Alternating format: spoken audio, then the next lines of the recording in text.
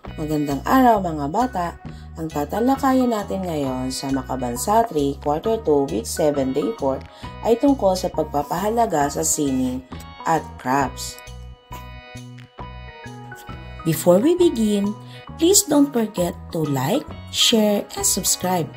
Thank you!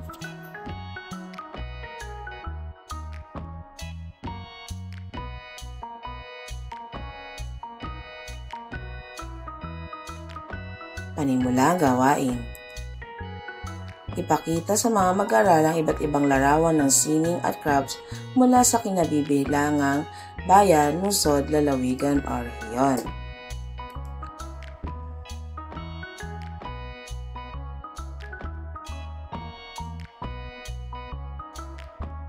Narito ang ilang mga tanong na may kaakibat na sagot.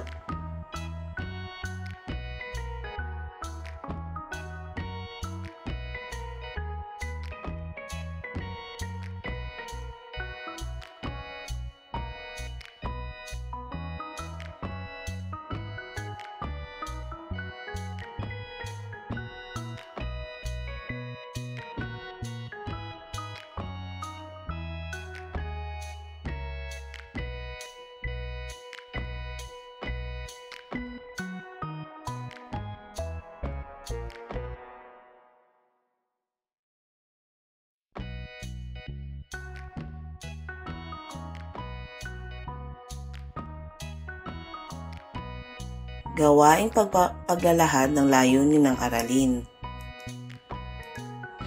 Ang layunin ng ating aralin ay nakagagawa ng isang simpleng proyekto sa sining gamit ang recycled materials na ipamamalas ang pagpapahalaga sa sining at crafts pamamagitan ng pagiging malikhain at paggalang sa mga gawa ng iba. Gawaing pag-unawa sa mga susing salita. Ang sirkular na ekonomiya ay isang sistema na ang mga material ay hindi kailanman nagiging basura at ang kalikasan ay nagre-regenerate. Ang pagre-recycle ay ang pagproseso ng mga material na itinapon na upang gawing mga bagong produkto. Ito ay isang mahalagang bahagi ng pagpapanatili ng kapaligiran dahil binabawasan nito ang dami ng basura na napupunta sa mga landfill at nag-iimbak ng mga likas na yaman. Pagbasa sa mahalagang pag-unawa o susing idea. Basahin ang mga sumusunod. Ang circular na ekonomiya ay isang sistema ng mga material na hindi kailanman nagiging basura at ang kalikasan ay nagre-regenerate sa isang circular na ekonomiya. Ang mga produkto at material ay pinananatili sa sirkulasyon sa pamamagitan ng proseso tulad ng pagpapanatili, muling paggamit, pagsasaayos, muling paggawa, pag-recycle at pag-aabono. Tinutugunan ng sirkular na ekonomiya ang pagbabago ng klima at iba pang mga global na hamon tulad ng pagkawala ng biodiversity, basura at pollution sa pamamagitan ng paghihiwalay ng gawain ng ekonomiya mula sa pagkonsumo ng mga limitadong mapagkukunan. Kagaya ng nabanggit, kasama ang pagre-recycle sa mga proseso dito. Ang pagre-recycle ay ang pagproseso ng mga material na itinapon na upang gawing mga bagong produkto. Ito ay isang mahalagang bahagi ng pagpapanatili ng kapaligiran dahil binabawasan nito ang dami ng basura na napupunta sa mga landfill at nag-iimbak sa mga likas na yaman. Narito ang iba't ibang sining at crafts mula sa Region 3, Central Luzon. Sabutan crafts ng Bulacan, Dukit ng Pampanga, Parol making ng San Fernando, Pampanga, Inavel weaving ng Tarlac, at bamboo crafting ng Nueva Ecija. Pagpapaunlad ng kaalaman at kasanayan sa mahalagang pag-unawa o susing idea. Piliin ang letra ng tamang sagot.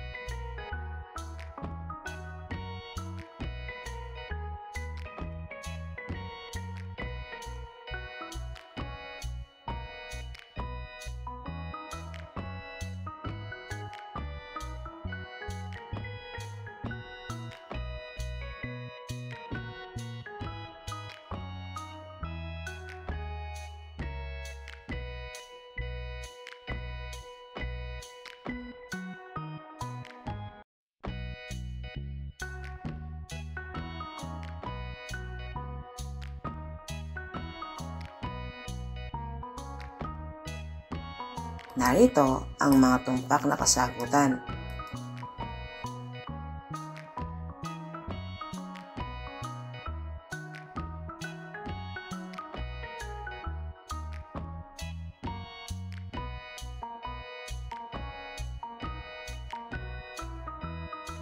Pagpapalalim ng kaalaman at kasanayan sa mahalagang pag-unawa o susing idea. Gawin ang pagsasanay.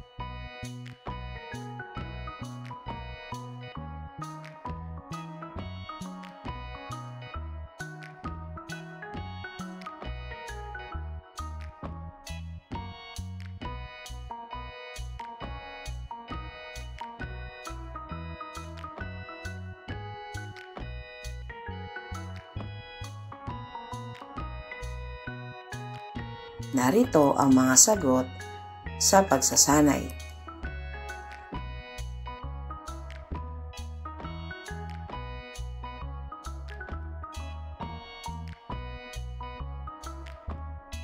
Paglalahat at paglalapat. Ang paggawa ng simpleng proyekto sa isang sining gamit ang recycled materials ay isang malikhaing paraan upang mapanatili ang kalikasan at mabigyan ng bagong anyo ang mga lumang bagay. Sa paggawa nito na ipapakita ang kahalagahan ng pagiging malikhain at ang paggalang sa mga gawa ng iba. Sa bawat likhang sining na nagagawa, natututo tayo ng disiplina, pasensya at pagmamahal sa ating kapaligiran. Ito rin ay nagpapalalim sa ating pag-unawa tungkol sa halaga ng sining at sa pagkilala sa mga tradisyonal na sining at crafts sa ating kultura. Sa ganitong paraan na ipahahayag natin ang pagpapahalaga hindi lamang sa sining kundi pati na rin sa ating kalikasan at komunidad. Pagtataya ng natutuhan. Isulat ang salitang tama kung wasto ang ipinapahayag sa pangusap at mali naman kung hindi.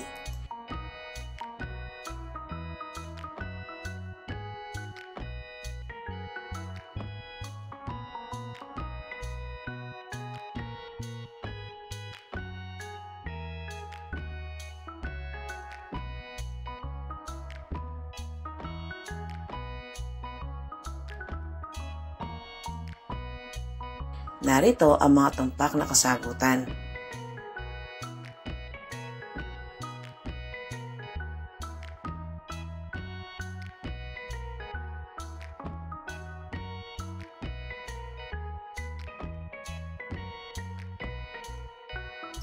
Maraming salamat sa iyong pakikisa sa ating aralin ngayon.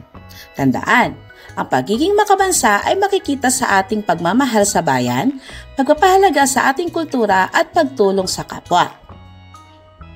Hanggang sa muli nating aralin, grade 3, paalam at patuloy na mag-aral ng may puso at sipag.